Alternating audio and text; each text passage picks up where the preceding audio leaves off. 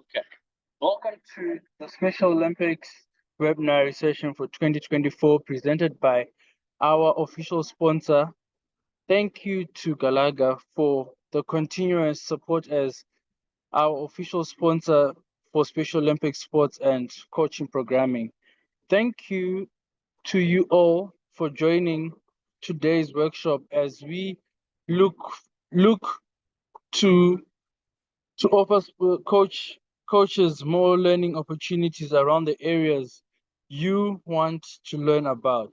Today's workshop is all about badminton. Housekeeping.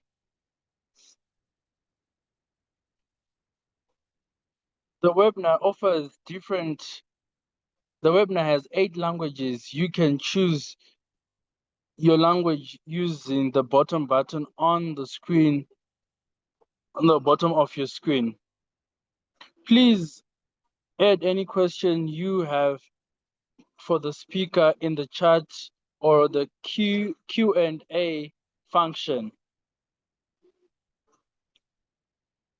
Let me tell you a bit about myself. My name is Malvin Mukombe. I'm from Special Olympics Zimbabwe. I was born in Kadoma. I was born with an intellectual disability, that is dyslexia, the ability of slow learning, reading and writing. And I couldn't speak up to the age of 7 years old. I could only speak the language that was English. I could not even speak my own formative language. But through Special Olympics, I was now able to speak and become an advocate through my teacher who made me to join Special Olympics. And with Special Olympics, it was a very beautiful journey. It made me to be who I am, standing and advocating my friends with intellectual disabilities. If I had to say part of my story that Special Olympics does not change people's lives, I'll be lying, but it changes more than 1 million people, athletes with intellectual disabilities around the world. Thank you very much. Now I am introducing our first presenter that will speak today. That's Jaffer Ebrahim. Jaffer Ebrahim is the BWF Dubai Badminton Development Manager, badminton across Middle East, supporting inclusion programming and engaging diversity communities with a stronger focus on grassroots development. Jaffer plays a key role in advocating the sports, reaching and importing across the region. Welcome, Jaffer. Thank you very much, Malvin, and for your inspiring story. We can say good morning, good evening, good afternoon, everyone. As Malvin said, this is Jaffer with you here, and I'm glad to be with you in the Special Olympics series of webinar. And it's great to have a badminton session today. The first part, I will be focusing on the BWF. I'll give you a little bit about what we do at the BWF. Then we will move to the inclusive badminton resources that we have at the BWF. Then we will talk about divisioning and why we do divisioning at Special Olympics. And then we will give you a tool, something that you can use to do divisioning at your own situation and during also the Special Olympics events. Let's start with the BWF. The Badminton World Federation is the governing body of badminton that governs the sport across the globe. We have 5 continental federations, as you can see in this slide.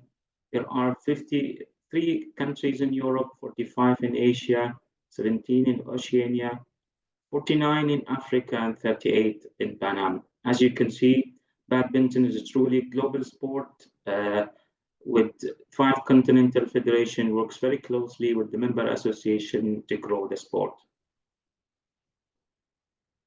We are a very big sport, very popular sport. We have more than 7 million fans across the world, and we have more than 400 million participants that enjoy and play badminton regularly.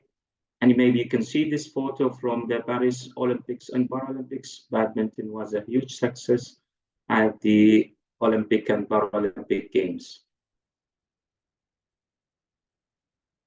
Events at the BWF, we have a large variety of events at the Badminton World Federation. We start with the able body. We have a three-level tournament, 3 grades of tournament.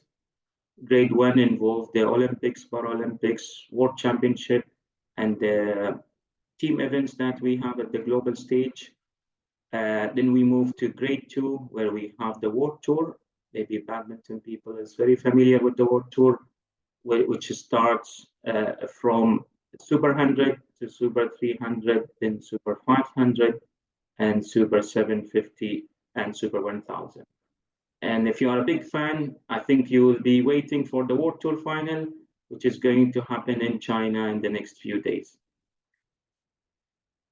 But badminton, as we said, the sport for all, a true sport for all. We also have a circuit for para badminton. We have a 3-level circuit, level 1 and level 2 and level 3. And again, if you follow badminton, you can actually watch the level 1 tournament, which is going to happen in Bahrain, starting tomorrow. And moving to the Special Olympics, with the great interest, BWF is having a partnership with the Special Olympics International, and we partner with Special Olympics International at the World Games, but there are also regional games and national games and local events for Special Olympics. Also, there are a partnership with the BWF, with the ISF, the International Schools Federation, that we deliver multiple events with them, and the university games. That's the events that BWF is having, and recently BWF also moved to organize air badminton tournaments, which is the outdoor form of badminton. So a complete package for events for everyone. As I said, badminton is a sport for all, a sport that everybody can play, whether you are able or you have any challenges, any physical or intellectual challenges, badminton is for you. Whether you are young, you are a child, or old, whether you are a male or female, badminton is a family sport, a sport for all. It is easily accessible. You can play indoor and outdoor, anywhere, anytime. When we talk about inclusion, again, badminton is very inclusive sport. We have the badminton court is same for all the discipline that we have in para badminton, Special Olympics, and in able body. We have the Special Olympics, for example, unified championship, where able body player plays with an athlete. We have the para badminton, we have the schools event. So actually it's a sport for all. We always include the people from different backgrounds, and everybody is welcome to play badminton. When we talk about the development department at the BWF, we have a large offering in the BWF. It starts with our programs, the participation programs. We have shuttle time, we have air badminton for encouraging everybody to play badminton, towards our vision to give every child a chance to play badminton for all. We spoke about inclusion. BWF is managing para badminton and having a great partnership with Special Olympics International. We have all our resources are inclusive, and we will talk about our resources in the coming slides. We have programs to build the capacity at the member association and the workforce. There are administration courses, event management courses, and so on. Player development, BWF also work closely with the Continental Federation to develop the players and ensure that badminton competitiveness at different continents and different countries keeps on growing. Technical official education and training. Again, there are a lot of resources that BWF is having. which is available freely on the BWF development website. There is also a big interest within the BWF to support the sports science and research about badminton. The outdoor game, air badminton, was one of the latest initiatives by the BWF, launched in 2019 and is growing regularly. And it is about providing and making badminton more accessible to a bigger population. Coach education, a complete pathway for coaches, starting from the shuttle time, which is mainly targeting the teachers, but also equally important for the coaches, and then moving towards level 1, level 2, and level 3. And as I said, we have a philosophy that all resources are inclusive, that actually when you coach badminton, you are coaching badminton regardless of the ability of the players that you are working with. And finally, we have beyond badminton, there are a lot of opportunities for the players to go through learning, to educate themselves, to prepare themselves for beyond badminton and after retirement. So again, it's a complete, we call it development house, and it's all available on the development website at the BWF. You can always visit our website or contact your member association and continental federation to get more information about the courses. A clear philosophy in the BWF, there's integration for all departments. We all work for badminton, and we support the para badminton and able-bodied badminton, Special Olympics, and any initiatives within the sport. It is that we are working toward making badminton very accessible and sustainable across everything that we do at the BWF. This is a very interesting slide.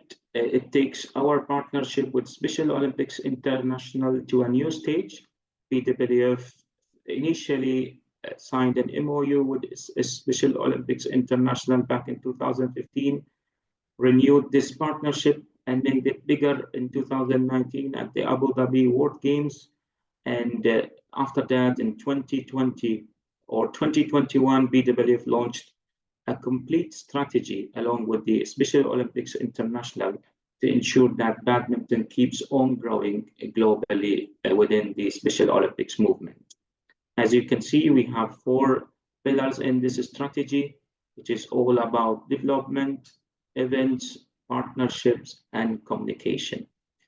There are a lot of opportunities for the coaches who are interested to learn about badminton, but also to learn how to work with Special Olympics athletes. Maybe we can look here about some of the coaches courses that we have and programs that we have. As I said, we have the Shuttle Time program. It is completely inclusive program, and BWF recently as well did a nice update and provided an inclusivity guide, a guide that can help the coaches and teachers how to work with classroom when you have a different background of students, different abilities in one classroom.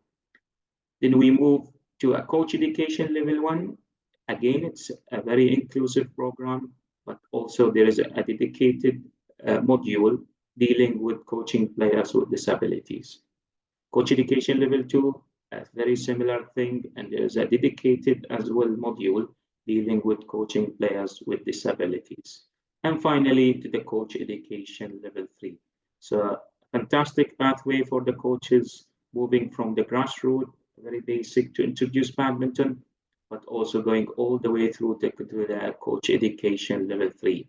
This is what the BWF offer for the coaches, but there is also a great offering at the SOI, the Special Olympics International. They have a great learning and e-learning opportunities for the Special Olympics coaches. There is an online platform, and there are a lot of courses that deals with the coaches and the coaching knowledge that you need when you coach players with disabilities, and specifically the intellectual disabilities. Talking a little bit about shuttle time, there are different resources that you can find. And the great thing that we have 29 languages, which makes badminton shuttle time program very global, very accessible and easy to use. There's 92 videos, shows all the activities within shuttle time. And there is also a mobile app, friendly mobile app that can help the teachers and coaches to deliver fun and inclusive badminton session.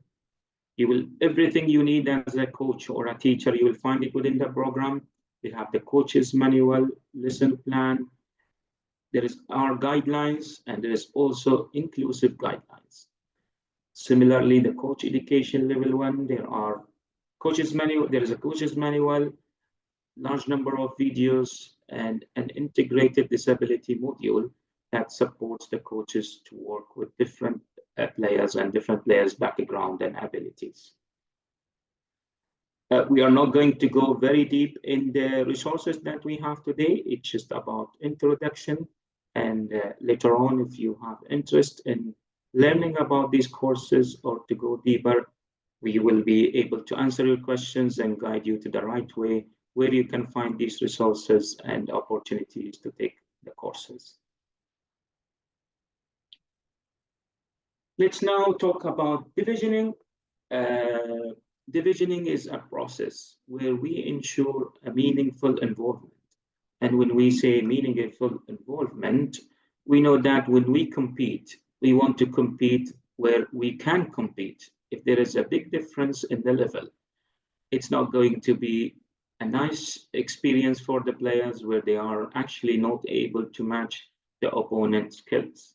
So this is just a very basic explanation to divisioning, which actually allow us to have meaningful competition at the Special Olympics International. And this is very different from able-bodied. Everybody and all the levels plays together, but Special Olympics focus a lot about the meaningful involvement, the meaningful competition when athletes join the Special Olympics competition.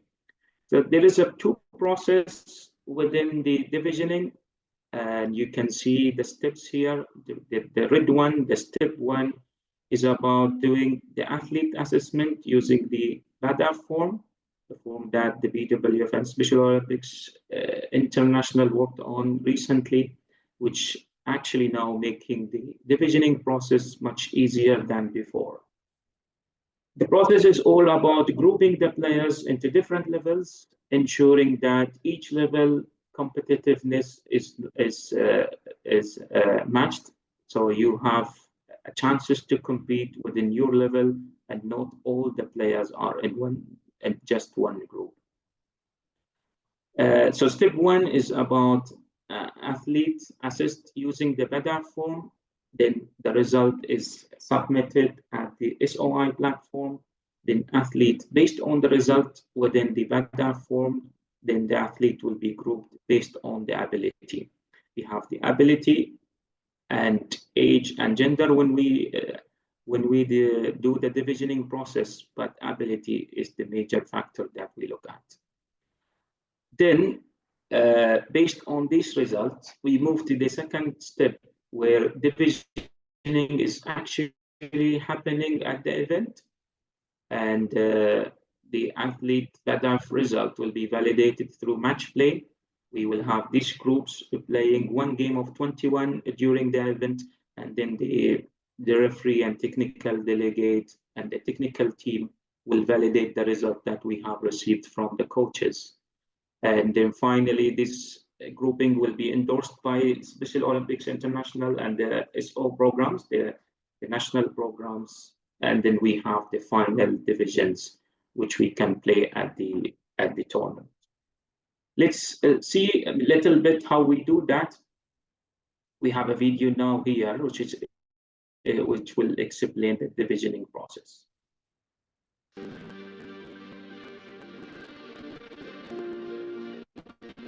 To support a fair and full competition, athletes must undergo a process known as divisioning. This process ensures that athletes compete with opponents of similar abilities. Divisioning is a two-stage process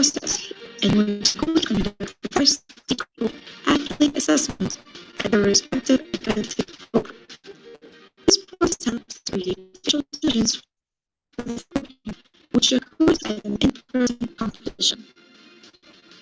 To undertake the athlete divisioning assessment, you will require the following: one badminton court with a net, 12 shuttlecocks, badminton athlete divisioning assessment form, pen and stopwatch, one coach to feed shuttles and one coach to observe athletes, badminton athlete divisioning assessment instructional videos.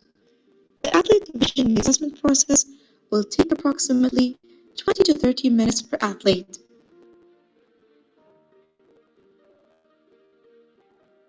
Coaches are encouraged to begin by explaining the assessment process to the athletes. While it's an activity to learn and assess ability level, it's also meant to be fun. During athlete assessment, all the athletes must go through the same series of 10 skill-based exercises. A descriptive rating scale complements each exercise area. Observers should match an athlete's ability level to the most relevant rating scale description referring to badminton athlete divisioning assessment form. To ensure consistency and accuracy of athlete assessment, we recommend that wherever possible, two observers undertake the assessment process. To obtain an athlete final rating, add the 10 individual ratings and then divide by 10 to get an average score. Record the results to two decimal places. For example, if the total score is 56.5, after division by 10, the full player rating is 5.65. Assessors can use the half point where an athlete's performance falls between two descriptions. At the end of the assessment, coaches are encouraged to share the final rating with athletes and to discuss any areas of improvement.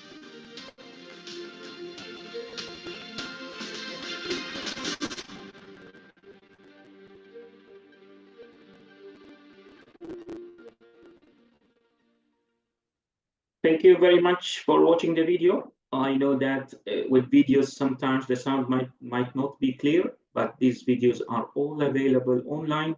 So I encourage everyone actually to go through all the videos. We will play only 2 videos here, but there are actually 10 videos or 11 videos actually regarding the divisioning, how to do the divisioning and how to use the BADA form. So if the video was not very clear for you, depending on your network, or the sound was not clear, so please feel free to access these videos online and to go through them. They are very useful to conduct the skill test and to use the BADA form. Just to explain a little bit about the video, that in fact we have the BADA form available also in different languages: English, Spanish, French, and Arabic, and Mandarin, German, and Russian, including the videos as well. So there are actually 10 skill-based exercises given order from ascending difficulty. So we start from low skill and building on that. And there is, then later on, there's a descriptive rating. There is a description for each exercise. There is different description, which will then guide the coach to identify which level his player is. So looking at the BADA form, and this is the introduction, this is exactly what was explained in the video. And there is a video link where you can watch the video as well to make it very easier to understand with visual images and videos. Giving you another example here, and a specific example about assessing one skill. Introducing Assessment 6, Forehand Overhead Clear. On a full badminton court, the athlete must perform 8 forehand overhead clears from the rear forehand and backhand corners.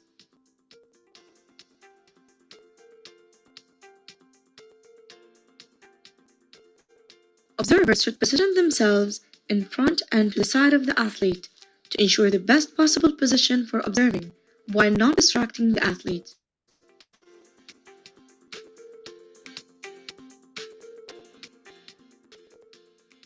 Feeders should stand across the net at the center of the front court. Shuttles should be fed using the racket in an upward direction towards the back of the court. The athlete should start from the center of the court and move to either side to hit the shuttle. The goal of the clear is for the shuttle stock to pass high over the net. and land as close as possible to the back boundary line on the opponent's court. Based on the quality and number of forehand overhead clears completed by the athlete, the appropriate ability descriptor can be assigned for the exercise.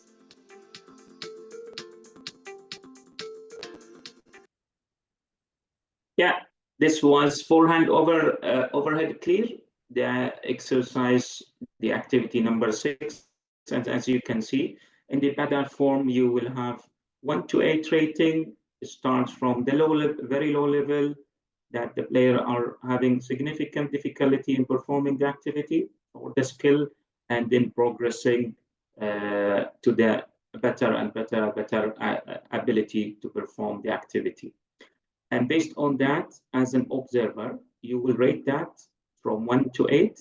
And if you are in doubt, if the player is actually between 4 and 5, you can always have it as, for example, 4.5 as a half point.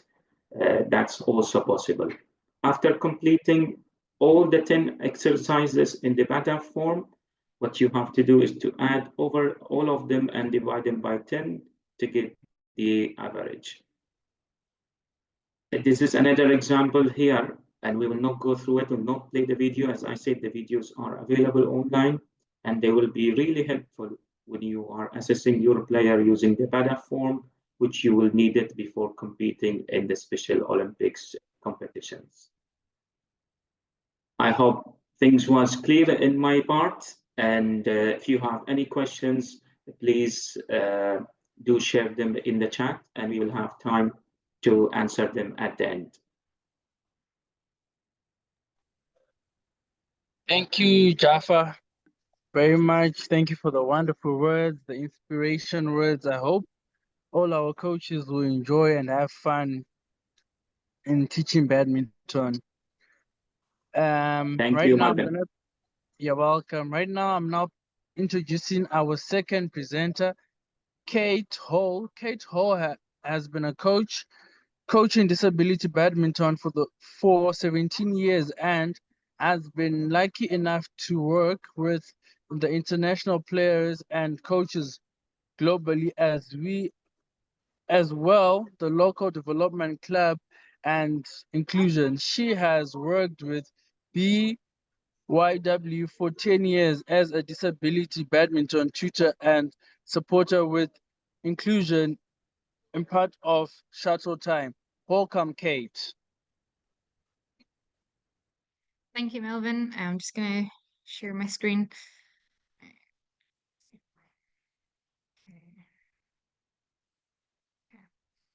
Cool. Thank you very much, Melvin, for your introduction. Just to emulate what Jaffer was saying, it's very important to be here. I'm very happy to be here and to represent the second part of this webinar, which will be looking at developing progressive practices.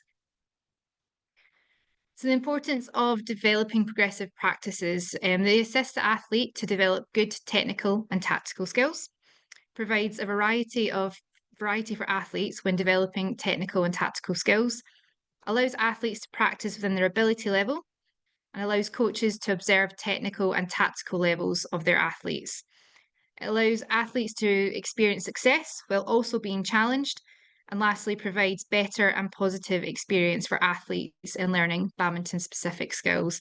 This is one of the principles we would learn on our level 1 coaches training, and it's something that can be put out to any athletes, no matter of their ability, no matter whether they play able-bodied badminton or para badminton or play within the Special Olympics. So just to begin, to see who's all paying attention, and you can write this on a piece of paper or feel free to put your answers in the chat if you'd like. So a little bit of a quiz to begin with. So question 1. Which of the following activities can be used to develop an athlete's technical badminton skills? Is it A, full shadow movement, B, conditioned games, C, static hitting, or D, multi-shuttle feeding unpredictable, or E, one shuttle routines predictable? So I'm going to give you about 30 seconds to have a think. Like I say, you can put your answers in the chat or just write them down, and we'll go through what kind of entails with each of these in just a minute.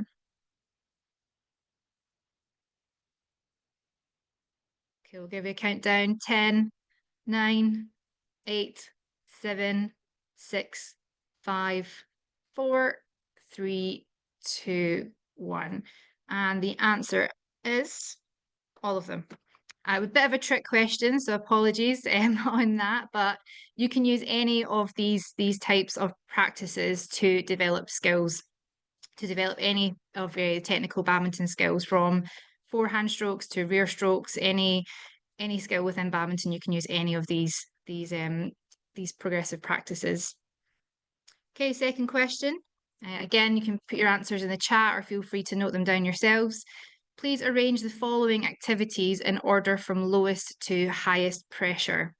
So we have A, full shadow movement, B, conditioned games, C, static hitting, D, multi-shuttle feeding, unpredictable, or E, one shuttle routines, predictable. Again, I'll give you about 30 seconds to try and order them from the lowest to the highest pressure.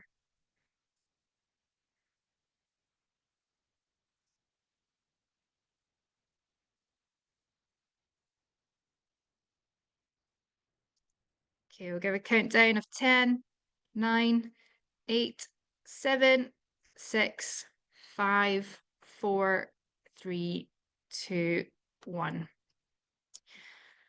The answer to question 2 is C, static hitting, being from the lowest pressure. So therefore the one that out of this list would be the easier for the athletes. Followed on by A, full shadow movement, E, one shuttle routines, predictable, D, multi-shuttle feeding, unpredictable, and B, conditioned games. Now, just to give you an overview, there are 10 sort of stages within developing progressive practices that range from low pressure to high pressure. Now that means going from sort of easier practice up to a more difficult and more complex practice. And as the players get better, they can move through these stages from 1 to 10. So number 1, we have static shadow, 2, static hit, 3, full shadow, 4, full movement and hit, 5, shadow and hit, 6, 2-shot combination, 7, one shuttle predictable exercise, 8, multi-shuttle unpredictable, 9, one shuttle unpredictable, and 10, conditioned games. So I'm going to go through each of these practices and show you a video example. As Jaffer mentioned previously in his slides, all of these are available online. So again, knowing kind of internet issues and where people might be and what time across the globe, if the videos don't seem very clear, then please go online and have a look at them afterwards. But hopefully I can talk through what's happening and it's clear through the description. So the first one we're going to look at is static shadow. As you can see on this video, there is just a court and some of the players who are shadowing an overhead stroke. Now there's no shuttle involved in this. You don't need a net. You can fit another 12 athletes on court safely here. And the purpose of this exercise is to not put any pressure at all on the athletes, and you can really focus on the technical aspects, so things like the grip, the movement, footwork from that static position, and this is used as a kind of first stage. The second that we look at is static hit.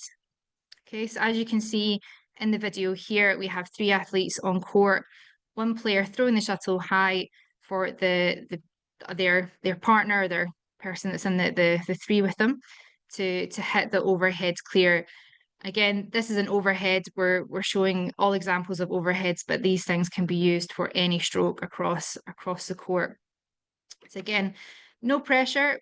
The athlete who is hitting the shuttle, focus really is on the technical side of things, making sure that the grip is correct, the technique is correct, and the footwork in that one point is correct. Very low pressure. And it really allows the coach to see those technical elements. Moving on, we would look at doing a full shadow. Now this incorporates the entire movement of the stroke. So taking the player from the base position to, and again in this instance, the round the head or the forehand corners to hit an overhead stroke. Again, it doesn't matter which stroke this player is hitting, we just know that he's hitting an overhead.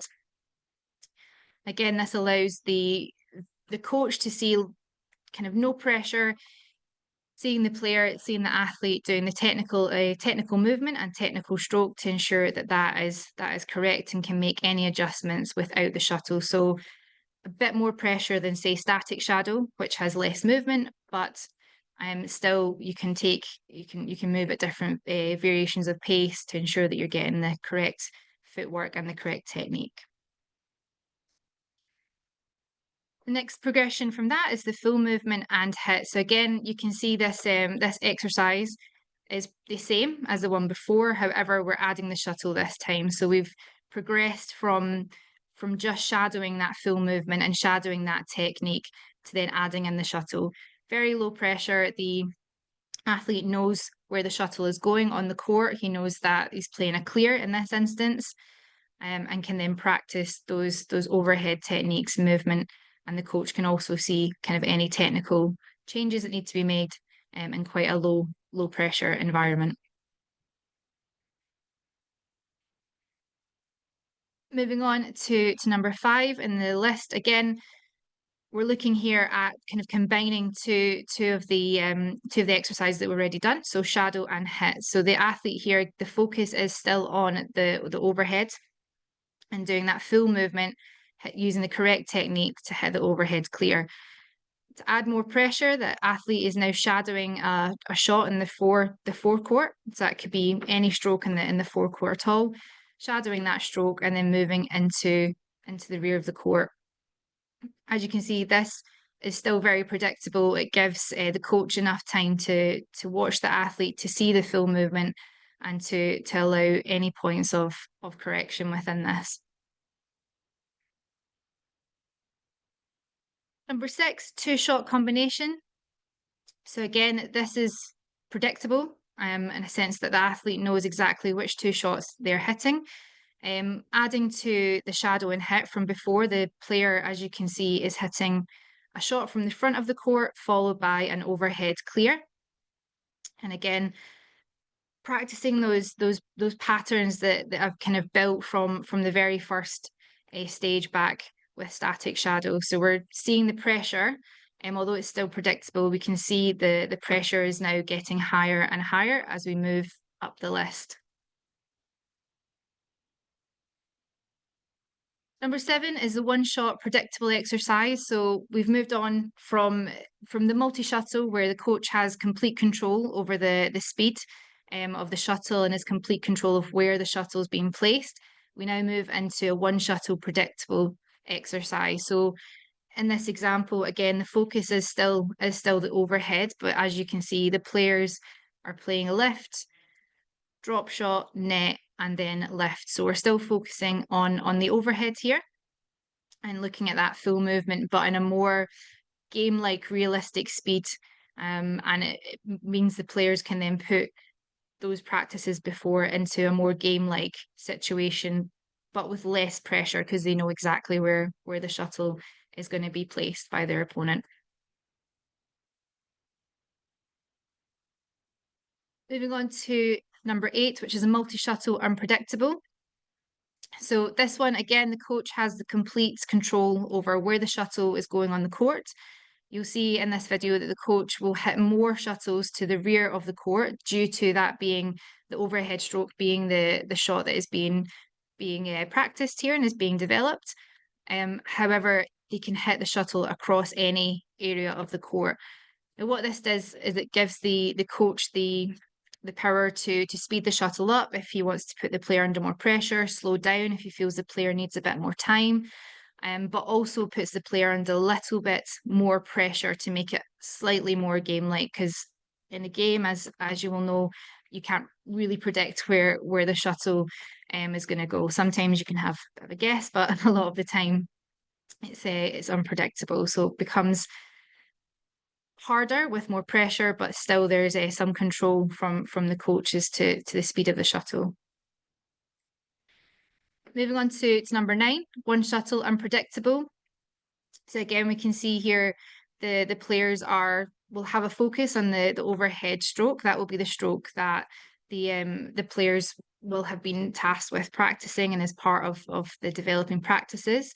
However, there's no kind of limit as to where they can hit the shuttle. They can use the whole, in this instance, half court, rather than full court, to keep the shuttle hopefully in play longer, but makes it more game-like, to show the coach the development of that stroke in a more unpredictable game-like scenario. And the last on the list, we have conditioned games.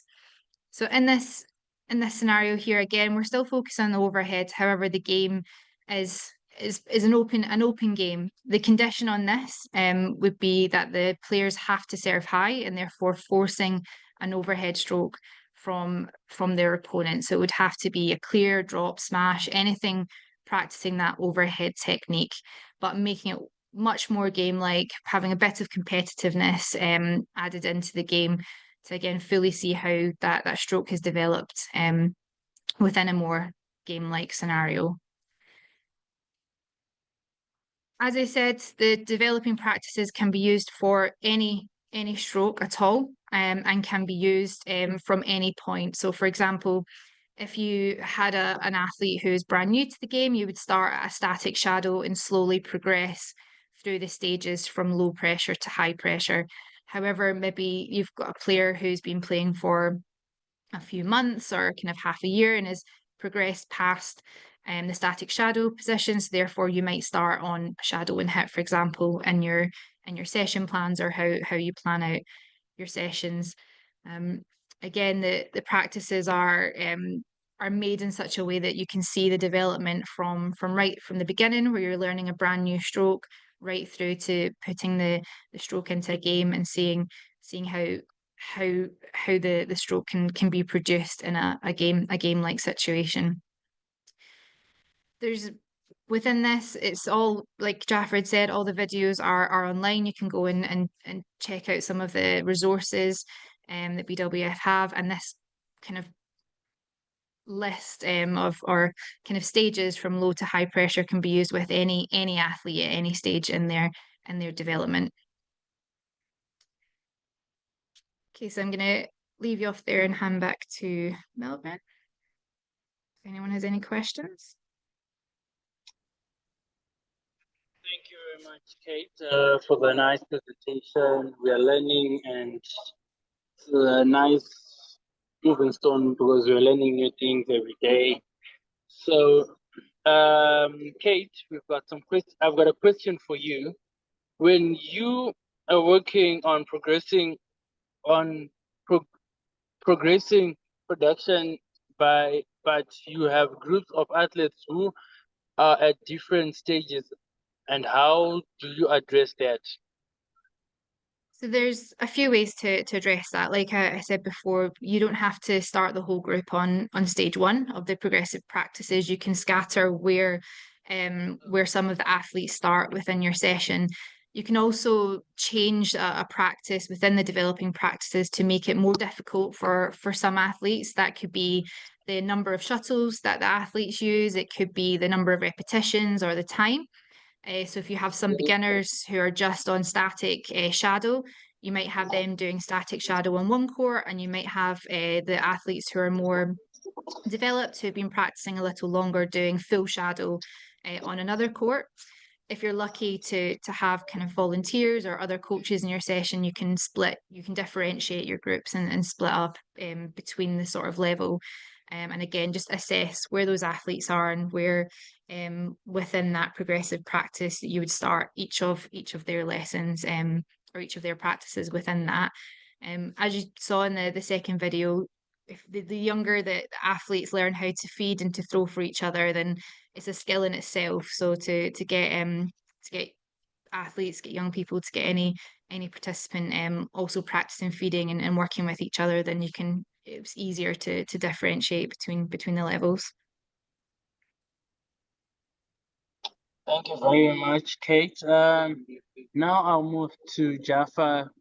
What type of upcoming opportunities will they be for Special Olympics Badminton Coaches that the Badminton World Federation and Special Olympics International are working towards? Yeah, thank you, Malvin, for this great question. I mean, there are a lot of opportunities which coaches need to look for. I mean, it's all start from the national level, where the coaches need to be in touch with their national Special Olympics program and the Badminton National Federation. And from then they can actually move to the Continental Federation and the BWF. There are a lot of courses that we have covered in this webinar. And in this live as well, today's live, we have the webinars and we have the online platform that BWF has and the Special Olympics International has. So there are actually a lot of courses freely available. Thanks for the BWF and SOI. There are a lot of free online courses with a lot of good knowledge, and all the videos that you have seen today is available with great content. So what you can do is get in touch with your national program, whether it is the Special Olympics program or the member association, and they will have regular opportunities for you as a coach to get the knowledge and to get through the education. Thank you very much, Jaffer, for replying all our questions and your presentations. Special Olympics offers a number of fantastic resources for coaches to continue learning and improving their coaching knowledges. Special Olympics online portal has huge numbers of courses to coach fitness, health promotion, and protective behavior. The link to the online portal is in the chart. Special Olympics websites host a number of different resources pages for different areas. Be sure to check the resource.specialolympics.org for access to all the amazing resources, including unified sports divisioning and badminton coaches resources. All of the pages will help you with your coaching for Special Olympics athletes. This year we are continuing to have in our inviting dashboard for you to engage more with the webinar series. Here you will find a link resources recording for webinars, the participants slides, and the options to ask the presenters and host questions. This invites a dashboard is your one-stop for everyone coach webinar session. The next workshop will be about swimming with our partner Michael Phil Foundation and Federation Swim Teachers and Special Olympics Global Athlete Congress Chair, my friend Kira Bayland. Thank you again to our partner Gallagher for supporting of the Special Olympics Coach Webinar 2024 series. Register online now. It's already. Do not miss out. Goodbye. Thank you. Siyabonga. See you tomorrow. Thank you, everyone, and see you tomorrow. Thank you, everybody. Thank you, everyone.